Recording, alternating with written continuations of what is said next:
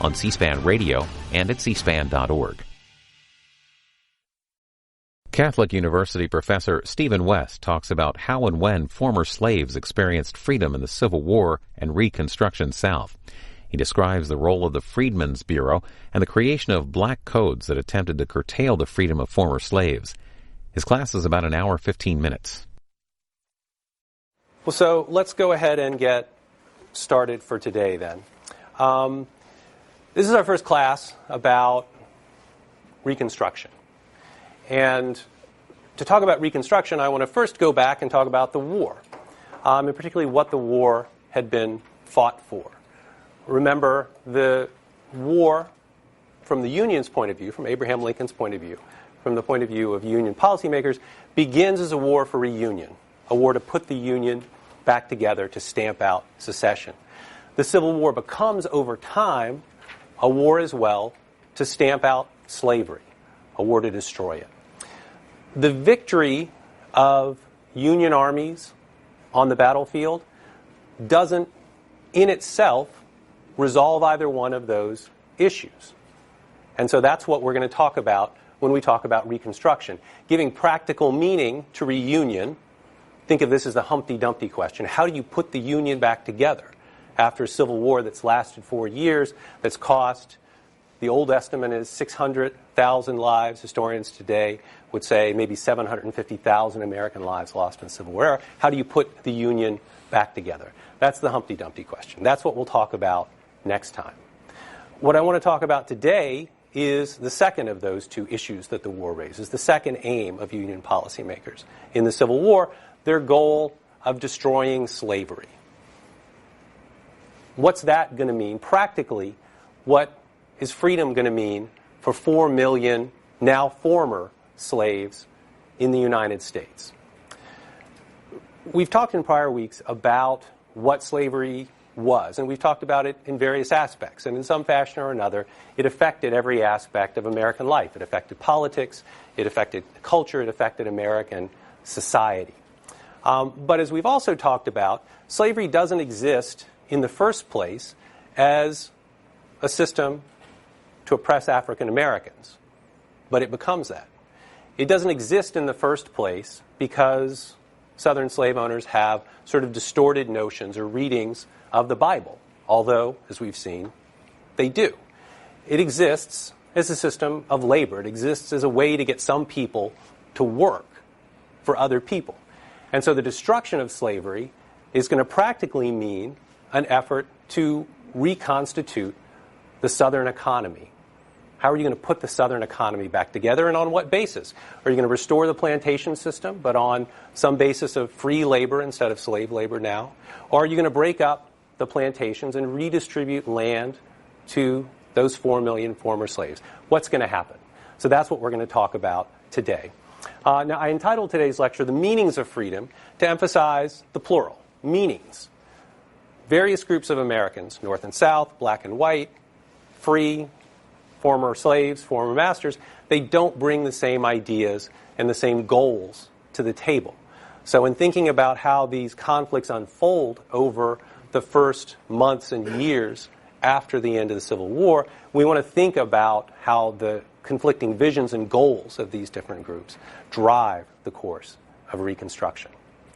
To do that, we're going to look at not only the months after 1865, but we're going to go back into the Civil War years, because as we've seen, emancipation isn't probably best understood as a moment or a thing, an event that happens at one time. It's a process that unfolds over time, and that process, as we saw, began during the Civil War itself.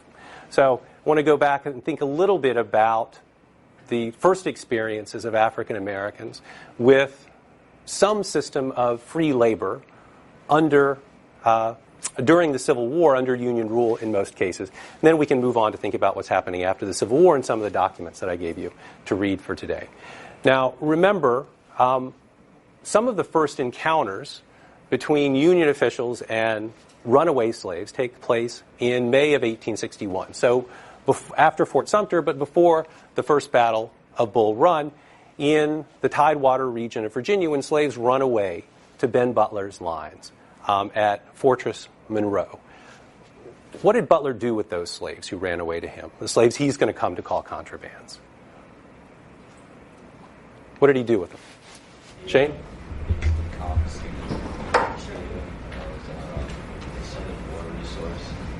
Treated them like any other material the South would have. Okay, so he declares them contrabands of war. But in a practical sense, what do they do? What do they do for Butler and his army? They help out, don't they, around the fort, the base, and everything. They pick up the kind of the slack. They do the housekeeping. They cook. They start working for the military. Exactly. They work for Butler and the soldiers in his army. They become laborers under the employ of the U.S. Army. They do the kind of work around camps. They do this for Butler at Fortress Monroe in the spring of 1861. They do it for Union armies throughout the theaters of combat over the course of the entire war. Tens of thousands of former slaves running away to Union lines. Their first experiences with free labor after running away are as laborers for the U.S. Army. They do all kinds of work that soldiers themselves don't perhaps want to do. This is an image from Alexandria, Virginia. These former slaves are digging ditches. They're building stockade fences. This is an image from coastal South Carolina from 1862. Again, you get a sense of kind of the variety of labors that so-called contrabands can do in the employ of Union armies. You've got a man chopping wood. You've got a woman doing laundry. Other women hanging up laundry. They can cook, they can clean, they can provide the sort of necessities of camp life. More gruesomely, former slaves do other kinds of cleanup. They clean up the battlefield after battles. This is an image from the reinterment. Bodies that had been buried hastily immediately after a battle were later dug up to be reburied. And you can see from the image African-American men doing that work. So some of the first work that former slaves do for them, the moment of their emancipation, is to work for Union armies. Black men can also work as soldiers for the U.S. Army. The Congress authorizes the enlistment of black men in the Militia Act in July of 1862 over the course of the Civil War. About 200,000 black men will serve in the Union Army and Navy. About 150,000 of those black men are former slaves, either from the border states, Kentucky and Maryland, but also from the Deep South states, South Carolina, Mississippi, Louisiana. Some of the first experiences of these black men, these black soldiers, with their employment by the U.S. Army is an experience of discrimination. Under the Militia Act of 1862, they get paid less than white soldiers. The pay for Union privates at this time in the Civil War is $13 a month. Black soldiers get paid $10 a month, $3 of which can be given as a clothing allowance. So effectively, you may only get $7 cash per month, barely half of what your white counterparts are getting. The Congress corrects that, but it takes them 2 years. But in the summer of 1864, Congress corrects that to change the pay for black soldiers to the same as the pay for white soldiers. So we're talking here in many cases about runaway slaves, people who had run away from their owners, in some cases the border states, in the Deep South states, as Union armies advance. One of the problems, as General Benjamin Butler understood it, that he encounters with some of those first runaways in Virginia in the spring of 1861 is that they don't necessarily conform to the categories that he wants them to. He wants to think of those runaway slaves, remember, as contrabands of war on the theory that they had been used by the Confederates in doing labor for the Confederate Army, for the Confederate war effort, and that he could then take them and use them for the Union war effort. This is an image from the Peninsula Campaign in Virginia in 1862. What strikes you about who's in that photo? The kind of people there. Tom? It's mostly women and children in that photo. I think I only see two or three men. Yeah, so an older man here, probably some teenagers. One of the problems that Butler has is that the people who run away to his lines either hadn't been used in the service of the Confederate Army, which was sort of what he had tried to use as a dividing line, but some of the folks who run away are not people that he can employ as laborers in the service of his own army. Very young children. You've got a number of those here, including a couple of babies in the arms of women there. You get nursing mothers who can be employed, but not in quite so regular a way. You get old people, you get infirm people, sick people, disabled people, people whom the Union Army can't employ in those kind of occupations that we've been talking about. What does the government do with them? It tries to concentrate many of them in so-called contraband camps, what we would think of today as refugee camps, but still using that term contraband that Butler had introduced at the beginning of the Civil War. One of the more famous, although not one of the larger contraband camps of the Civil War, was here. People recognize what this image is? Whose house is this? It's Robert E. Lee's house, or more precisely, Robert E. Lee's wife's house. It's in the Custis family. Right across the river, right, in Virginia, what is today Arlington National Cemetery. Lee's wife flees early in the course of the war. The federal government moves onto the property and uses the mansion itself as a headquarters building. They begin burying troops there on kind of an ad hoc basis as early as 1861. In 1864, the federal government officially takes title to the property. Why? Because Robert E. Lee's wife hadn't paid her taxes. There's a tax act requiring that owners pay their taxes and that they pay them in person. She'd failed to comply with that, and so the government takes over her property in 1864.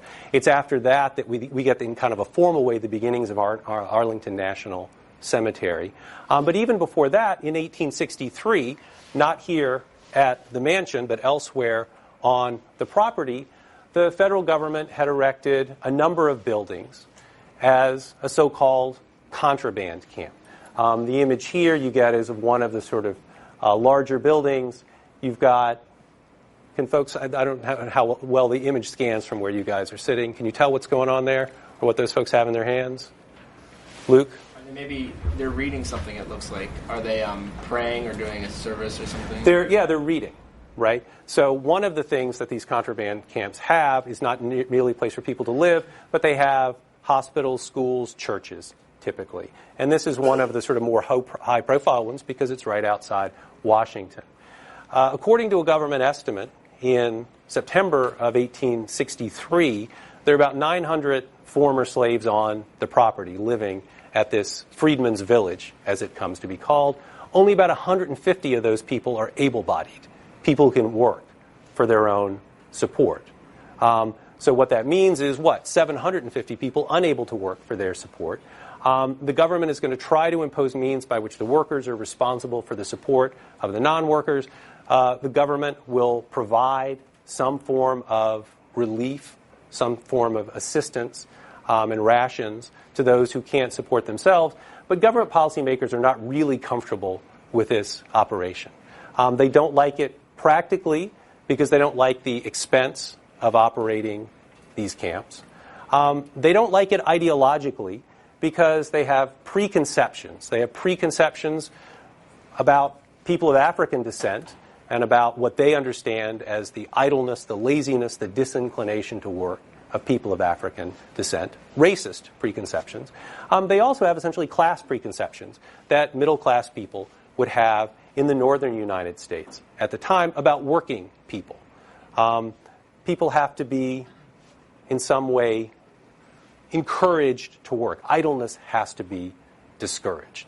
And that's what union policymakers are worried about with these contraband camps. They're expensive.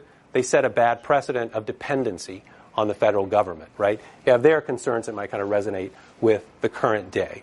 So for union policymakers thinking about what do you do? How do you make freed people self-supporting? It's hard to do in some of these situations because you're working with people who are in kind of the immediate theater of combat. Northern Virginia is going to be fought over repeatedly. You've got people in areas that are maybe not the most agriculturally productive within the South. And so for the Army and for federal policymakers, their efforts to develop sort of what we might think of as rehearsals for Reconstruction are going to unfold in other parts of the South. And I want to talk about a couple of those now. You guys are familiar with this map. Remember, the blue areas are the areas of Union occupation. This map is as Vicksburg hadn't been taken, so this has to be prior, right, to midsummer of 1863. But even by then, some of the most plantation-heavy parts of the South had fallen to Union forces. And I want to talk about a couple of those now. One of those is here, around Beaufort, South Carolina, the Sea Islands of South Carolina. In the fall of 1861, Union naval forces seized Port Royal Sound. They wanted it as a coaling station to help support the federal blockade of Confederate ports. This is an area that was in many ways, and you see this reflected in the documents you read for today, in some ways one of the kind of homes or hotbeds of secession. When the Union Navy and the Union troops move in to the area, the islands around Port Royal Sound, white plantation owners flee. They go. The slaves remain behind. Probably about 10,000 slaves remain behind with the arrival of those U.S. forces. They move into the houses of some of the leading supporters of secession. Robert Barnwell Rhett, who'd been the editor of the Charleston Mercury and a leading secessionist in 1860-61, they occupy the home of a Confederate general, right? Think about the perspective of the Union troops. That's got to be sort of particularly attractive. These are plantation-heavy districts. These are where some of the richest people in the South lived in 1860, and that's because some of the largest slave plantations in the South are in these regions. 80+% of the population of the islands around Port Royal Sound consist of enslaved people who stay behind when the Union forces arrive. And so the question is going to be, under what basis are they going to work after the departure of their former owners and after the arrival of the U.S. troops? The terminology is a little tricky. Are they slaves still? Are they contrabands? When do they become freed people? The African American inhabitants of these islands begin sort of taking control of the plantations in individual plots and operating them for themselves. But in the spring of 1862, a group of Northern reformers arrive. Reform-minded abolitionists in particular, some of them coming to evangelize among and educate former slaves, some of them coming to try to organize the plantations as business operations. They want to get the cotton economy back up and running. They want to put former slaves to work on a free labor basis. Over the course of the next couple of years, those efforts are going to meet at most kind of limited success, in part because these Northerners, as well-intentioned as they may be, they don't actually know much about growing cotton and operating a plantation, right? That's strike number one. Strike number two, the freed people on those plantations don't have the same ideas about how those plantations ought to be operated as the white plantation managers do.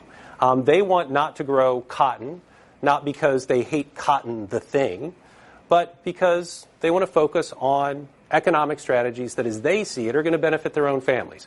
What does that mean? It means growing food crops, not cotton. You can't eat cotton, right? You can eat rice. You can eat, this is a photograph of former slaves on the Sea Islands planting sweet potatoes. You can eat rice. You can eat sweet potatoes. You can eat corn. You can raise livestock to feed yourselves, because that's one of the practical imperatives of getting a free labor economy up and running during the Civil War years, how to feed yourself, right? And that's what freed people want to focus on. They also want to focus on control of their own time. They want to work in family units. They don't want to work under the supervision of white plantation owners, whether they're sort of sympathetically minded white Northerners or members of the old planter class. So these efforts on the Sea Islands of South Carolina sort of stumble along after 1862 into 1863 and 1864. I'm going to go back one slide. The other area that I want to point to that falls to Union forces is southern Louisiana. Remember, in April of 1862, New Orleans falls to U.S. naval forces, and the entirety of southern Louisiana comes under the control of Union forces. Now, southern Louisiana is different. South Carolina's cotton country, Louisiana is sugar country, right? The politics are different. Some of the fathers of secession live on the Sea Islands in South Carolina. In southern Louisiana, you've got a group of, in many cases, former Whigs who had been at most acquiescent in the formation of the Confederacy, who'd been opponents of secession in 1860-61. And so when Union forces come in 1862, those Whig-minded, now reasserting their Unionist credential, planters say, great, we're back in the United States. Slavery isn't ended. And there's no law or edict existing as of the spring of 1862, right? The chronology is important. There's no way you can take our slaves away from us. This is before the Emancipation Proclamation. It's before the Second Confiscation Act. When Abraham Lincoln issues the Emancipation Proclamation, I remember the mid-20th century historian Richard Hofstadter will say that the Emancipation Proclamation has all the moral grandeur of a bill of lading, a list of goods, the receipt you get in the box from Amazon or something, right? Why does he say that? He says that because the Emancipation Proclamation is, at least in part, it's a list. It's a list of the places to which it applies and to which it doesn't apply. The Emancipation Proclamation doesn't apply to southern Louisiana. And so for a number of years, there's this sort of twilight status for slavery in those areas. Slavery is ending, but not yet ended. Under the direction of Union military commanders, planters are directed to pay their workers. They're directed to end the use of corporal punishment, of whipping, the physical violence that had undergirded so much of slavery. Planters aren't so happy about that, but they're more satisfied in other ways with what they get out of the help they get out of federal officials in the production of sugar in those regions. Federal military commanders will issue orders that former slaves have to contract with employers, that they can't leave the places on which they're contracted to work. If former masters aren't allowed to use corporal punishment any longer against former slaves, the federal military says, well, we are. And the federal military will take a role in some ways, kind of replacing, at least as some critics would see it, the old slave patrol. This is an image from a northern newspaper showing federal troops effectively acting and rounding up so-called contrabands in New Orleans and sending them back to the countryside, the plantations on which they'd originated. So former slaves in southern Louisiana are not particularly happy about this system. Their owners like some of these more coercive aspects of military rule and supervision of the free labor system in southern Louisiana, but they're not entirely satisfied either. And so this system as well kind of stumbles along during the years of the war, 1863, 1864, into 1865. So what does that mean? There are other examples, sort of experiments with labor under military rule in other parts of the South, but these two examples, the Sea Islands of South Carolina and southern Louisiana, highlight some of the essential features. They proceed in the first place on kind of an ad hoc, localistic basis. There's no central direction. There's no edict from Washington saying, here is how everybody must do this. And so local military commanders are doing what they think appropriate. They're in many cases shaping their policies by what they see as their own military and political imperatives. Right? So you've got variety, you've got kind of a patchwork of arrangements in Union-occupied areas of the South. You don't have, as Union policymakers would see it, much success in getting the plantation system back up and running on a free labor basis. Didn't work very well in the Sea Islands of South Carolina, doesn't work very well in southern Louisiana. And so as a precedent for what's going to happen after 1865, or after the defeat of Lee's army in 1865, these are not really encouraging models for Union policymakers to seize on. We get one more model during the war years, and I've given you a document that we can use to think about that. This comes in the course of Sherman's march to the sea, or in the immediate aftermath of William Sherman's march to the sea, his Special Field Order 15, which I want to talk to you about in just a minute, or what I want to ask you about in just a minute. But first, just to sort of set up what's going on, the backstory, as it were, of Sherman's order. There he is, kind of looking kind of sort of a hard-faced man, right? We said before that Sherman embraces the Union policy of hard war, of destroying Confederate materiel that could be used in the Confederate war effort, both as a means to deny that material to the Confederate Army, but also, Sherman says, remember, after his march to the sea, Sherman says it's a way to strike psychologically at the Confederate population, to convince them that the war is unwinnable, to convince them to give up. So Sherman, in many ways, is an enthusiastic advocate of hard war. In most ways, but not every way. Sherman is not a particular fan of emancipation. He understands its military benefits to the Union Army. He understands practically why it's useful under Butler's contraband theory to take laborers away from the Confederacy and, if possible, add them to the Union side of the ledger. But Sherman is no abolitionist. He doesn't have any sort of moral urgency around the issue of emancipation. Ending slavery is not on his agenda. Sherman, as well, is no particularly strong advocate of the enlistment of black soldiers. He's skeptical of the abilities of black men to serve effectively in the Union armies. So he's no friend of African Americans in the Civil War era. But under the circumstances of war, Sherman in some ways becomes their friend. War makes people do things they didn't think they would do. Abraham Lincoln said in 1861 that the Civil War wasn't a war for emancipation, but by 1863 it's come about. Sometimes revolutionary consequences flow without the intentions of the people who were guiding events, and they come from unexpected sources, and Sherman is going to be one of those unexpected sources. During the course of his march to the sea, remember we talked about how Sherman's troops disperse across sort of a wide swath of Georgia. They march through the countryside. They destroy anything that could be of military value to the Confederacy. They begin at Atlanta in November. They arrive at Savannah in December, right before Christmas in 1864.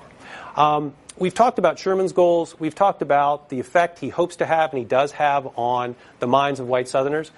I want you to think for a minute about the expectations and the views of slaves who would have been in the course of Sherman's march. These slaves, they know there's a war going on, right? They know that it's become a war for emancipation. They know this because they have their own networks of information. They know this because some of them can read and share that information. They know it because they hear their masters and their mistresses talk about it. They know what this war is by the fall of 1864. And so when Sherman's armies march through those areas of Georgia, still slaves in Georgia, they see liberators. They don't react with terror and trepidation. They react with elation. Freedom is on the way. Except what happens? Sherman's troops come, and Sherman's troops keep going. Sherman isn't looking to occupy Georgia. He's not looking to leave troops behind. And so the elation of those slaves who see the blue-coated Yankees bringing freedom in some sense with them, or bringing the power to make it real, they see the power to make it real. They see that power marching away. And slaves in Georgia, by the thousands, do what slaves had done elsewhere. They run. They run away. Except in other cases, remember, we've talked about slaves running away to Union forts, Union posts, to safe locations behind Union lines. In this case, those slaves are running after Sherman's army. They're trying to keep up with him as he presses his men to make the march from Atlanta to Savannah. Sherman doesn't like this for the reasons we've already talked about, but also because it's impractical. It's a nuisance for Sherman. He wants his men to move fast. He's trying to move light. As he sees it, these slaves who are following his armies, the men in his army by the thousands, these slaves are slowing them down. And at a place called Ebenezer Creek in Georgia, about 20 miles above Savannah, these difficulties are going to come together with sort of fatal consequences. One wing of Sherman's army crosses this creek. It's about 10 feet deep, I think people said at the time, on pontoon bridges. The slaves who had been following Sherman's army are on the wrong side of the creek. Sherman's army has made it to the Savannah side of the creek, and they pull up their pontoon bridges. Imagine that you're one of those thousands of slaves. What do? You panic. There's freedom. Freedom is going. Freedom is leaving. It's on the wrong side of the creek. Many of those slaves go into the creek. They try to cross. They drown. The exact numbers, historians have said hundreds in some cases. People die in pursuit of their freedom, trying to keep up with Sherman's army. The March to the Sea overall is good press for Abraham Lincoln and for the Union Army, but this is not, right? Hundreds of slaves dying trying to keep up with Sherman's army. This is bad news. The news gets back to Washington. It makes it into the northern press, and Sherman's boss comes to visit him in Savannah. Edwin Stanton, the Secretary of War, comes down to Savannah to talk to Sherman about his plan for the campaign when he moves into the Carolinas. He talks to Sherman about his treatment of slaves in the area. There are also allegations that are sort of in circulation that black men are being forced to enlist in the Union Army. A meeting takes place between Stanton and Sherman and a group of black ministers, many of them former slaves, who talk quite poignantly to Sherman and to Stanton about what they think freedom does and should mean for black people after emancipation. And then comes a moment, they send Sherman out of the room. And Stanton talks to these ministers outside Sherman's presence about what had happened, about what they think of Sherman and his conduct of the war and his attitudes towards African Americans. And it's in the wake of this meeting, 4 days later, that Sherman issues his Special Field Order 15, which is one of the documents that I asked you guys to read for today. So what does Sherman do here in this Special Field Order 15?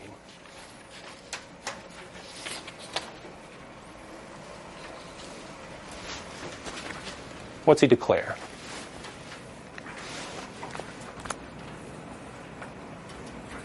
Julia? He kind of goes over a list of freedoms that the now freed blacks have. He goes over that they're able to have land. They're able to choose their vocations. They're able to. It's all military based because it's they're kind of it's all up in the it's in the military, but it just goes over some of the rights that he thinks that they have. Mm-hmm. Okay, John. Yeah, I was going to say a lot of them tended to go more toward the military side. Like in the second one, said where is it? He cannot be subjected to conscription or forced military service save by written orders of the highest military authority of the department. However, by the same token, it also says they're organized into their own companies and battalions. So it's like even though they have certain freedoms where they don't have to be enlisted, when they are in their separate battalions. Mm-hmm. Okay, and that part at least is kind of continuing prior custom, right, in the military. But Sherman's responding to the complaints that he and his boss, Edwin Stanton, had gotten about Sherman's conduct, right? And so the first part there, the Roman numeral II section, deals with the question of black men's enlistment in the Union Army. What about section 3? What does he prescribe there? He prescribes that families should be given the 40 acres. Mm-hmm. Interestingly, so he does. In this section, I did see. This meeting with Stanton obviously proved that Sherman should be more sympathetic towards the freed slaves, and so he tries to organize them by family with plots, 40 acres, and also saying that he specified 40 acres of tillable ground. So he's not just giving any land away, he's giving land that can sustain a family, which I thought was very sympathetic. As well as with waterfront, allowing them to have 800 feet of waterfront, and the military will offer them protection. I thought that was interesting. Okay. What else?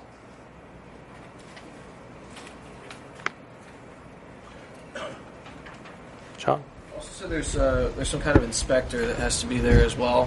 Mm-hmm. So the inspector decides whether or not, what says here, the inspector of settlements and plantations will himself or by such subordinate officer as he may appoint, give them a license to settle on such island or districts and afford them assistance as he can enable them to establish agricultural settlements. So it's not just that he's giving them tillable ground, he's also helping them start it up almost. Mm-hmm. Okay. So he's providing military regulation and support for a system of allocating land to former slaves in the Sea Islands of South Carolina and in a region that extends, those are the slaves pursuing his army as they march through Georgia. Here's where I remind you that there's a reason I'm not a graphic artist, but this is the area generally, right, kind of boomerang shape, that you can think of Sherman's Special Field Order 15 as applying to. From Charleston through the Sea Islands down, he says, as far as Jacksonville, Florida. Julia? I thought it was interesting that he even talked about the homestead. Like I didn't expect that at all. One, because it was one of Abraham Lincoln's, his kind of, push for it. I didn't think that it had even been discussed that they would give homesteads to freed slaves. I never thought that would even be. I thought that's kind of, I guess, generous of the Union military to give land away. I just didn't expect it, so it was surprising. Other thoughts about that? Bill? The thing I was surprised about is, as Reconstruction went on, they were arguing about, now that slaves were freed, what would happen to them. And he says that if freed slaves served, the young and able-bodied men served in the Union Army, that they're going to be made full citizens of the United States, which is pretty much voting rights at that point. So it's pretty forward-thinking sentiment at that point. So. Well, it doesn't necessarily involve voting rights, but you're right that it's sort of there's a breadth to it here, and it says something about black men's place in post-Civil War society. How does this differ? Remember, I laid out for you those kind of other models, the one we saw earlier in the Sea Islands of South Carolina after the naval capture in 1861. In southern Louisiana, we talked about the effort to reorganize labor there. How is Sherman's plan different from what the other Union military commanders had done in other places? Tom? He allows for more self-sufficiency of the freed slaves. In southern Louisiana and the Sea Islands, it seemed like the military was directly involved with the cultivation of the crops and overseeing the slaves themselves. But here, it seems like they're able to settle down and be independent of the military as citizens of the United States, and not be subject to kind of the harsher impositions that we saw earlier. Julia? I kind of took it as Sherman just wanted to get them out of his way. He was going to give them their land. He's going to give them their free, just do what you want, and then just I have nothing more to do with you guys. I've given you some freedoms. Just go about your day. Kind of just pushing them off so he doesn't have to be responsible for them anymore. Yeah, and I think that's a great way to put it, because we've got, as I said before, kind of a revolutionary, at least potentially revolutionary consequence here flowing from a guy who is not a revolutionary, who certainly doesn't even see himself as any particular friend of African Americans. He's trying to solve what he sees as a practical problem. He's got political heat because of what's been happening. He had the practical problem when he was marching through Georgia of thousands of people following behind his armies, slowing them down. He's going to create this so-called Sherman Reserve as a way to get people to stop following him, he hopes, and to take some of this political pressure off of him. So his motives are not revolutionary, but it is a potentially revolutionary act. Earlier efforts to reconstruct the Southern economy on the Sea Islands of South Carolina before Sherman's Special Field Order in southern Louisiana, they were all aimed in some way at getting the plantation system back up and running on a free labor basis. What Sherman is doing here, at least potentially, threatens to destroy the plantation system. Take the land of some of the wealthiest slave owners in the South and give it to former slaves. Okay? There's a provision that we didn't talk about in also the Roman numeral II section of his order. No white person whatever, unless military officers and soldiers detailed for duty, will be permitted to reside in this area that he just specified. No white person will be permitted to reside. What's he doing there? Why is he doing it?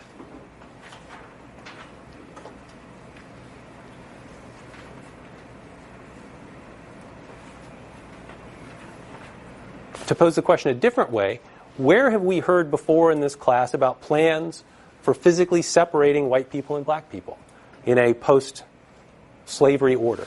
Victoria? It sounds like the concept of like colonization, like moving them that Lincoln had talked about to Liberia. Just like in a different sense, though, just having them all go to one place and keeping it there. Right. So we've got the idea of the separation between black and white persons. This is coming to some extent in response to what Sherman and Stanton had heard in their meeting with the black ministers. But it's similar to, but it's different from colonization. Colonization is a way for taking people of African descent and removing them, right, from the United States to some other part of the territories, to the Caribbean, to Africa. This is a plan for removing the white people and keeping them out and giving former slaves, again, some of the best lands available in the American South. So potentially revolutionary. During the Civil War, we saw Lincoln strike down a number of his military commanders when he thought they went too far. Remember, he does that with Hunter and his declaration of martial law and emancipation in Missouri in 1861. He does it with David Hunter when he tries to declare slaves freed in South Carolina earlier in the war in 1862. Nobody strikes down Sherman's Special Field Order 15. What's going to happen as a consequence of it? Sherman himself realizes that he's sort of pushing right up against the limits of his military authority, and he provides a number of times in here that these actions shall be left until Congress shall regulate their title. So he's providing temporary possession of these lands. He's not providing permanent ownership. But in the immediate aftermath of this, former slaves seize upon the opportunity that Sherman has presented here. About 10,000 families have seized, have laid out staked claims to lands in the Sherman Reserve by June of 1865. That's the 40 acres. Nothing about mules in Sherman's Special Field Order 15, but the mules are around. Sherman's march through Georgia, his troops' progress through the Georgia countryside and now looking into the Carolinas, it's hard. It's hard on the men. It's also hard on the animals. And so Sherman's army is seizing draft animals to use, horses and mules, as they go, and they're getting rid of the lame and the sick and the overworked and the undernourished ones. They're leaving them behind. Freed people are in many cases able to lay claim to those so-called government mules. They nurse them back to health. They can put them to work to help them on their plots. So Sherman gives us the 40 acres. The mule is not in his Special Field Order 15, but the mules are there in the countryside as well. Okay. Sherman realizes that this is all going to have to be left to be figured out later. She'll be left until Congress shall regulate their titles. Remember, I said these efforts at wartime, these experiments with free labor during wartime had proceeded in a kind of ad hoc, localistic, sort of crazy quilt fashion in some respects. In the spring of 1865, Congress is going to step forward to try to provide some more central direction and regulation, and they're going to do it in the way that the federal government does. They create a bureaucracy. They create the Freedmen's Bureau in March of 1865, and in May, Oliver Otis Howard is appointed to head it. The Bureau itself has sort of a wide and vague charge. It's to regulate all subjects relating to freedmen, right? It's hard to imagine a broader, less specific charge than what Howard is given here. Howard is a longtime officer. He's West Point trained. He had been a mathematics instructor at West Point before the Civil War. He's involved in the combat from the beginning of the war through the end. He'd ended up in Sherman's army by 1864 and 1865. He'd taken part in the Peninsula Campaign in the spring and summer of 1862, which is where he lost his right arm. One of the things that's frustrating about these photos that are in government collections, they don't have timestamps on them, right? You take a picture with your phone today, it's got a timestamp. There's no timestamp, so we don't know exactly, but he's missing his arm, so we know it was after the summer of 1862. He continues to serve in both the East and West, Howard does, over the course of the war. He's present at Chancellorsville, he's present at Gettysburg, he's under Sherman, under the March to the Sea. He's appointed to head the Freedmen's Bureau in May of 1865, and then he issues as his sort of rules and regulations for his subordinates the order that I gave you today. What does Howard see? What does he imagine this Bureau's role to be in the post-emancipation South? Shane? He seems to view his role as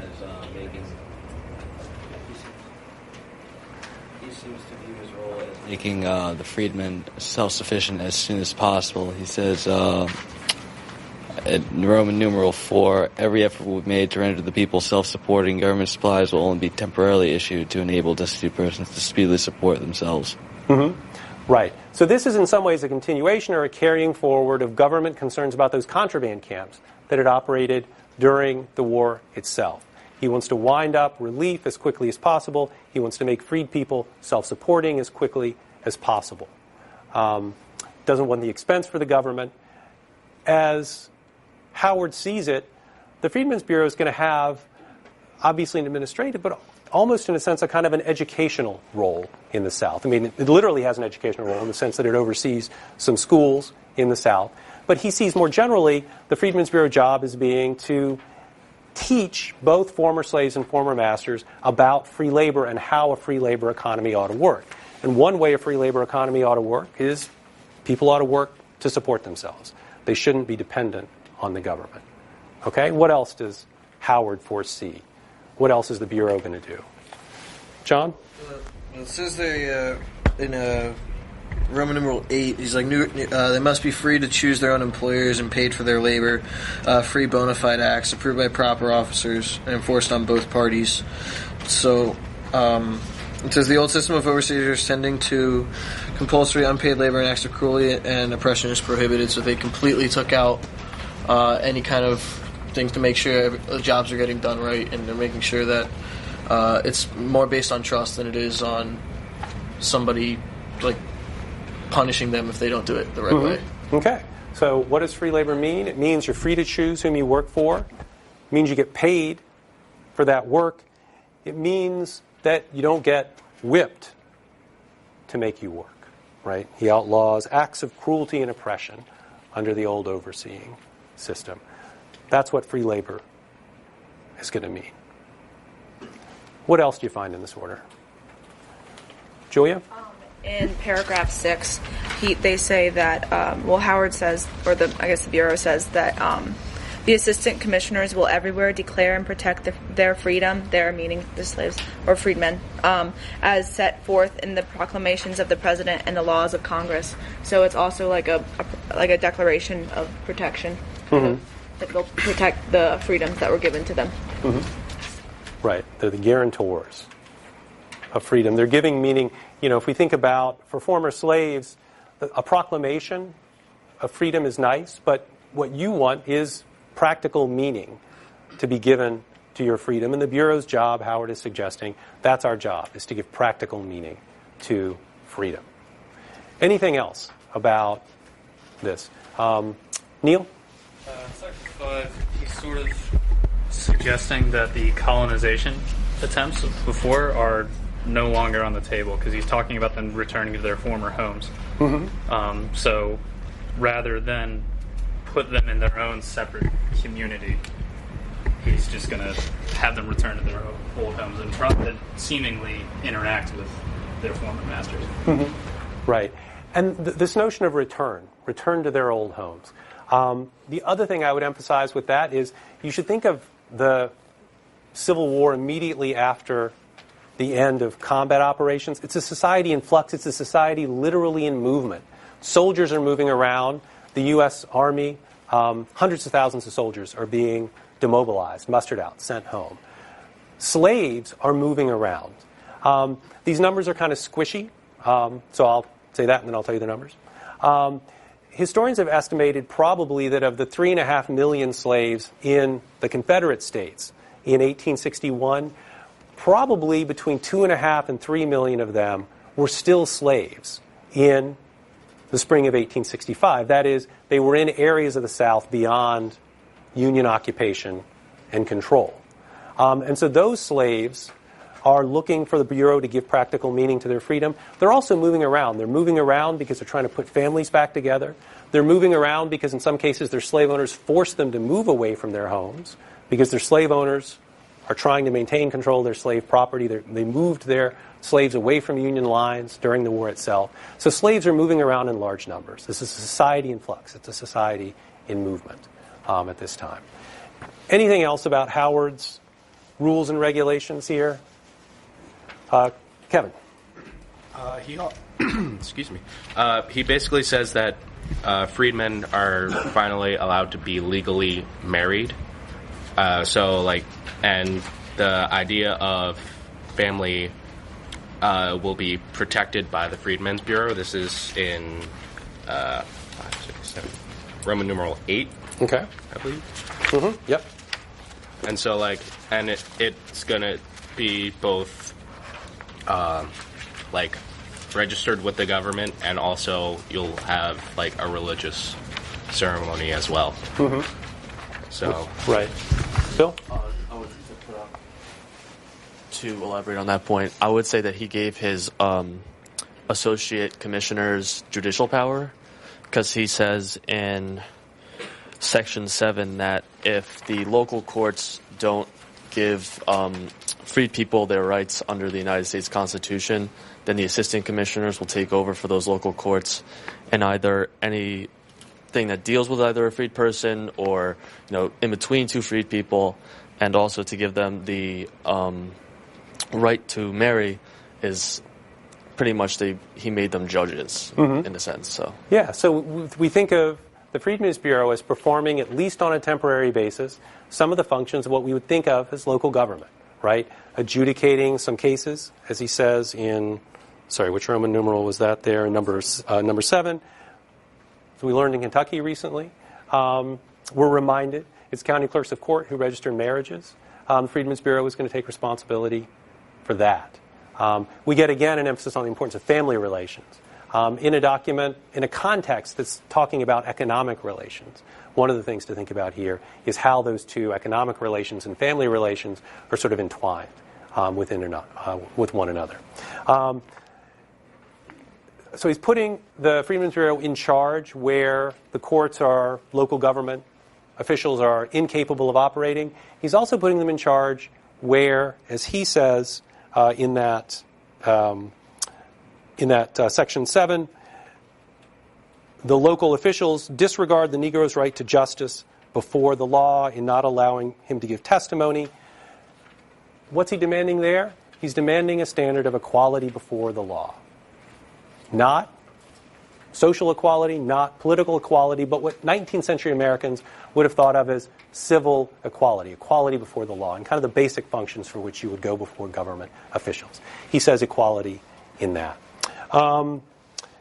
This is an illustration from later depicting how probably some Freedmen's Bureau officials themselves saw their role on the ground in the South. They're mediating, he's standing literally between, right? Mediating between whites and blacks, former masters and former slaves, who are hostile to one another, but who don't necessarily understand or agree with the Bureau's own definitions of freedom and of free labor and equality before the law. Let's talk a little bit about, I want to get to the final two documents we have, but think again about sort of the chronology of this and sort of the variety of things that are going on. Freedmen's Bureau was created in March of 1865 before Lee surrendered Appomattox. Howard isn't appointed until 2 months later, until May of 1865. He issues these rules and regulations later that month. In the wake of the victory of Union armies, Union soldiers are going home. They're going home by the hundreds of thousands. They're mustering out. But even as they're mustering out, many are leaving the Army. Others are spreading out to new parts of the South. By the fall of 1865, one historian has estimated there are about 150,000 U.S. troops at about 350 to 400 military outposts throughout the South as a region. To give you an idea of scale, there are about 800 counties in the former Confederacy. So think sort of one military unit, usually not sort of a full company, but one military post for every sort of 2 counties at a time before they had the internal combustion engine and interstates, right? The Freedmen's Bureau is under the War Department. Howard himself, many of his officers are commissioned officers in the military. Those men are being appointed and are spreading out throughout the South as well. In the summer of 1865, by the fall of 1865, there are about 300 Freedmen Bureau agents on the ground in various places in the South. So they're going there to try to give practical meaning to freedom. They're going there to, in some cases, literally stand between hostile parties on the ground. That's what's happening on the ground in the South, but things are moving forward in Washington as well. In the summer of 1865, Congress is out of session. They've gone home in March. They won't reconvene until December. President Johnson is setting Reconstruction policy. We'll talk more about the politics of Reconstruction next time, but Johnson does a couple of things that are important for understanding the next couple of documents I want to talk about. One of the things that Johnson does is he makes plans to sets up procedures for establishing provisional governments in the southern states. He appoints governors of his own, and he sets a process by which the former Confederate states can rewrite their state constitutions and reorganize their governments, can be sort of reborn or recreated or revived as governments at the state level. That's one of the things he's doing. The other thing he's doing is he's dealing with the question of the status of not just states, but of individuals, about the loyalty and status of individual Confederates under the law. He issues a general proclamation for amnesty, but it doesn't apply to everybody. It doesn't apply to high-ranking Confederates, and it doesn't apply to rich Confederates, which means, thinking about, we're headed back to the Sea Islands here in South Carolina, Sherman's Reserve, doesn't apply to the wealthy secessionists who had owned those plantations on which thousands of slaves had settled in the spring and summer of 1865. That summer, Johnson begins issuing individual pardons. You can get your rights back, but you have to individually ask the president for them. And Johnson starts issuing those pardons in large numbers. By the end of the summer of 1865, some of those pardons are to those owners of those plantations in the Sherman Reserve. Those people are returning. They want their plantations back. Their desires and the desires of the freed people who've inhabited those places have come into collision. Johnson says the land must be restored. He sends Howard to deliver the bad news. Howard has to leave Washington. He has to go down to South Carolina. He has to meet with the freed people. On Edisto Island is where the meeting that we have response to here takes place. He has to tell them what the government's policy is going to be. In response to that meeting with Howard in October of 1865, freed people on Edisto Island write these 2 letters, one to Howard himself, the other to President Johnson. It's a blurry image, but in some ways it's kind of remarkable that we have the image at all. This is Ishmael Moultrie, who's one of the signers of these Edisto petitions. He'd been born a slave on the islands. Himself, he's only, 23 years old at the time all of this is taking place. He becomes a minister and a teacher himself. So he's one of the committee that's put together to write and petition Howard and President Johnson. What do the freed people say? What do they want? Chris? They're upset that they were Except that they were like promised homesteads, and now that this new order has come down, that they might be subject again to the will of like the people that have oppressed them for how many years? For the last, I don't know, 20 years or whatever. And they want the right to be able to buy their land because they see the land that they've tilled for their whole lives as their home, and they want the right to be able to buy land where they call home. So, Yeah. John? Not just that, but the fact that it seems like once the former owners come back and go to the plantations, they'll probably treat the freed slaves a lot worse than they did when they were slaves of the master themselves. Is there a particular passage in the document there that puts you in mind of that, or they say that? Or anybody help John out there? I see something like partway down on the first page is just where beginning in the paragraph you asked us to forgive the landowners in our island, but it says here. The man who tied me to a tree and gave me 39 lashes, who stripped, flogged mother and sister, and who will not let me stay in his empty hut, except I will do his planning and be satisfied with his price, and who combines with others to keep away land from me, well knowing I would not have anything to do with him if I had land of my own. I see that part right there, but I can't find anything else that would. Yeah, no, that's it. This is, by the way, I made you guys read, script earlier in the semester. This is what the handwritten version of one of those petitions looks like. Even in the transcription, kind of spelling and capitalization are unorthodox. So they're stating their desire for land. They're explaining in practical terms what it means to them. They're complaining of a broken promise. General Sherman said we could have this. Now you're here 7 months, 9 months later to tell us no. We have to give it back. The promise is being broken. They're saying what they perceive their treatment, what they expect their treatment at the hands of their former masters in a free labor system is going to be like, by recalling past abuse, the physical violence of slavery, and projecting that into the future. The people who treated us that way in the past, they're never going to treat us, they're never going to put us, they say, in the condition of really free men with those folks in charge.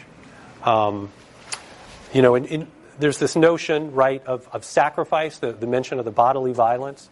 They recall Howard's use in that first letter. You lost only your right arm. You sacrificed physically for the war. Let me tell you about sacrifice, buddy. And they recall, right, the physical violence, everyday, regular physical violence of slavery. Anything else here?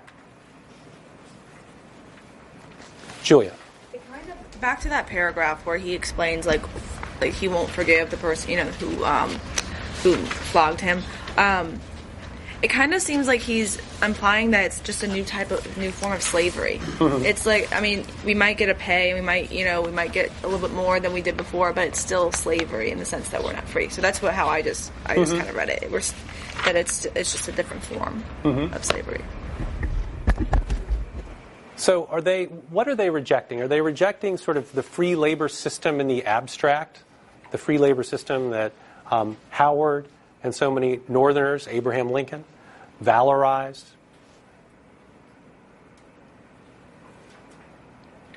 Are they rejecting the particular former masters who they think are going to come back and try to administer that free labor system here, right? The specificity of the references to the place. They want not just any land. They want this land because this is where the bones of our ancestors are buried. They want this land because we made this land what it is, right? There's a specificity of the claims. There's a specificity, a knowledge of the people who they see coming back as their future employers that's driving them here. The other thing I would point to on their part, their assertions of loyalty, right? Who are you giving the land back to? You're giving it back to the traitors, the people who started this war in the first place. In the second letter there, the one to President Johnson, this is where secession was born and nurtured. This isn't just anywhere in the South. This is the crucible of secession. This is where it started. And these are the people you want to give land back to. We are the loyal people. We are the people who fought for the Union, and you want to take it away from us. You get, somebody mentioned before the language of homesteading. I'm sorry, I forgot who it was. Does anybody want to claim that? I'm happy to give out. Somebody mentioned it. I'm sorry, I don't remember who. They use that language as well, right? So they're expressing their ideas about what freedom ought to be. They're rooting it to the material circumstances of land ownership, this particular land, and the kind of lives that they want to lead under their control, separate from white oversight and management, or more particularly the oversight and management of their former owners or former slave owners generally. So it's rooted in their particular circumstances as slaves, but it's also rooted in these kind of broadly American notions, right, of small farmers, of wanting to homestead. They're using that language that's used in the federal legislation to refer to the West. They're applying that language locally here. Okay, so this is what the vision of freedom looks like for former slaves. This is what they want, land and the independence that it brings. This is what they fear, a renewed form of slavery they would see under the control of their former masters. The last thing I gave you to read today was a section of South Carolina's Black Codes. Remember I said Johnson, in the summer of 1865, sets up procedures by which state governments can be reconstituted in the South. They're supposed to ratify the 13th Amendment. South Carolina does. They're supposed to rewrite their state constitutions and ban slavery. South Carolina does. South Carolina is one of the first states to call its now new legislature back into session in late 1865. This whole process had been done on the electoral basis of prior years, which means it's whites only. Only white men are participating in the formation of these new governments. African Americans are not enfranchised. So this white-only legislature meeting in late 1865 writes these Black Codes. I warned you in advance that this was sort of numbing in the detail, but there's a point in the numbness. But I also asked you to sort of go through and try to pick out what you saw as some of the specifics that were maybe in your eyes revealing of what it is that these former slave owners are trying to do, what they think freedom ought to mean. So what do you see? How are they trying to create freedom here? So anybody, is Mike back there? Can you pass it forward? Thanks. In section 35, I guess, it's the first one for contracts for service. It says, all persons of color who make contracts for service or labor shall be known as servants, and those whom they contract shall be known as masters. Mm-hmm. It just goes to the point of they still think that the free people are their slaves, because I mean it's the same terminology used under slavery, mm-hmm. just as under contracts. Yes, they're sort of recreating the language of bound labor. What else, Julia? In I guess the what is that? 45 underneath regulations of labor on farms. Mm-hmm. It's pretty much, I just read that and was like, it's pretty much just them still being slaves, kind of, because on farms or in outdoor service, the hours of labor, except on Sunday, shall be from sunrise to sunset, which is how they were always told to work when they were on the plantations, from mm-hmm. sunrise to sunset. So I feel like the language isn't much different. It's just in a piece of legislation rather than just being told to mm-hmm. them. Yeah. So they're trying to use the law in some ways to replace some of the authority that master has lost over slave, which is one of the reasons why this is so numbingly long. I went back and checked after our last class.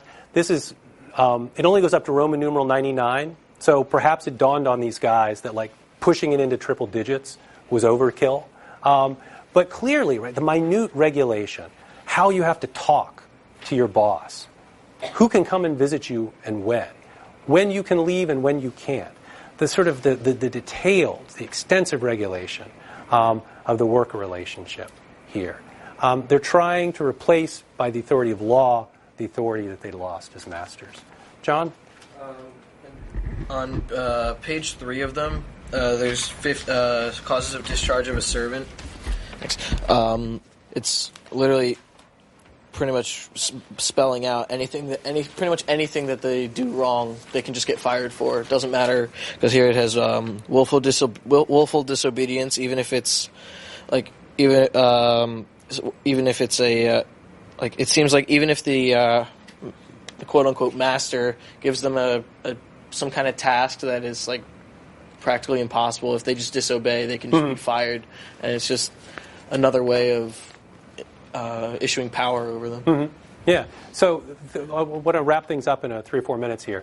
Think about the two other visions of a free labor society we've had here. We've had Oliver Otis Howard and his regulations for the Freedmen's Bureau. We've had the Edisto Freedmen.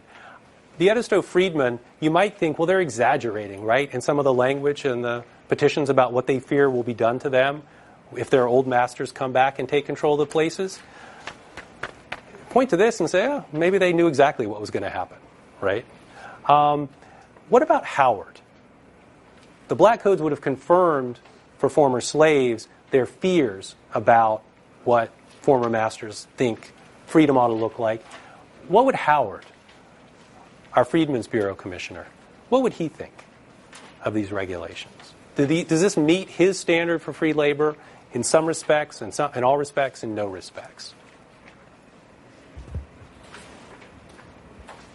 In any respect, does it meet Howard's conditions for free labor?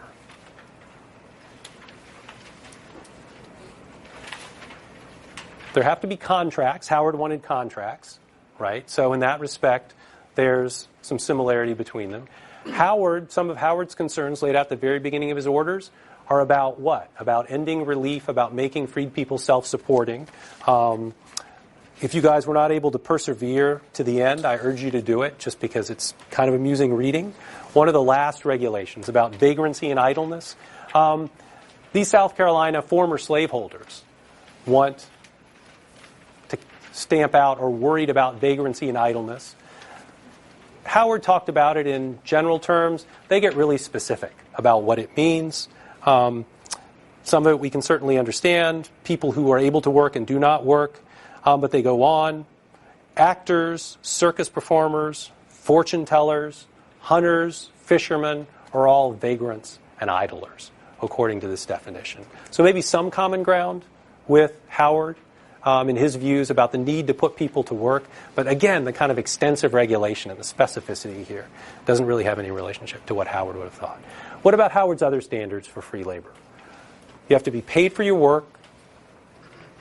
Agreements have to be freely entered into. You can't be beaten to get you to work. What do we see about those things in these Black Codes? Julia? I feel that since South Carolina kind of restricts what the freemen can now do, it kind of goes up against Howard. Like they don't want them in artisan jobs. I kind of feel like that's constricting on what Howard wants them to do, which is kind of like, or maybe not. I don't. Yes, I'm going for that. Yes, limiting their opportunities, limiting the kind of jobs they can have. Mississippi will go further and say people of African descent can't rent land, for example. Right, Luke? With the stuff about physical abuse and beatings in paragraph 61, it talks about how a servant may depart from a master if there's an instance of unauthorized battery, which makes me think that there's an instance of authorized battery. There's got to be authorized battery if there's unauthorized battery, right? Would not be allowed. Yeah. So under Roman numeral L, towards the top of that page, masters may moderately correct servants under 18 years of age. We can still beat your kids. That's what South Carolina former slave owners are writing into the Black Codes. A few sections later, adults can't be physically corrected at the whim or the will of the master, but they can be taken before a magistrate in number 53 there. Punishment or imposition of fine may be imposed. You can be beaten by judicial authority if you don't perform. So corporal punishment's there. They've still found a way to kind of sneak that in the back door. You're supposed to be paid, but I think, John, you pointed to the paragraph about the discharge of servants. If you quit at any point during the year, you lose all of your wages for the entire year. You start in January, you quit in October, You think you get 10 months worth of wages? Nope, you get nothing. You have to perform the entire contract. Think about kind of the perverse incentives that gives employers to find cause to discharge people towards the end of the year so that they can avoid paying them, right? So in a number of respects, not only does it not meet the Edisto-Friedman's ideas of what freedom ought to look like, it doesn't meet the kind of minimal conditions that Howard has put forth. The other way it doesn't do it, I'll point out, these rules apply to persons of color as they are defined in the language of the statute itself, which means what? It means they don't apply to white people. It means they've set up a different system of law and a different judicial system for black and white persons, which is another violation of Howard's insistence on equality before the law. So give me just one more minute to wrap things up here. So this is what our South Carolina former slave owners want to do. In December of 1865, the assistant commissioner in South Carolina doesn't like this. The military commander in South Carolina strikes down much of the black codes. U.S. Grant, who's general-in-chief of the Army, issues an order that no discriminatory laws shall be enforced in the former Confederate states. So we've made it to the end of 1865, but things are really up in the air still. Almost a year after the end of combat, things are still up in the air. The military has struck down the black codes. Former slaves, former masters, Freedmen's Bureau officials all seem to have different ideas about how things ought to proceed. Where are things going to go? Congress is going to get into the act. Remember, I said Congress had been in recess all through the summer. Congress reconvenes in December of 1865. They're going to get involved. They're going to have different ideas than Johnson had about the political side of Reconstruction, and they're going to have different ideas about some of these issues as well. So that's where we'll pick up next time. Thank you.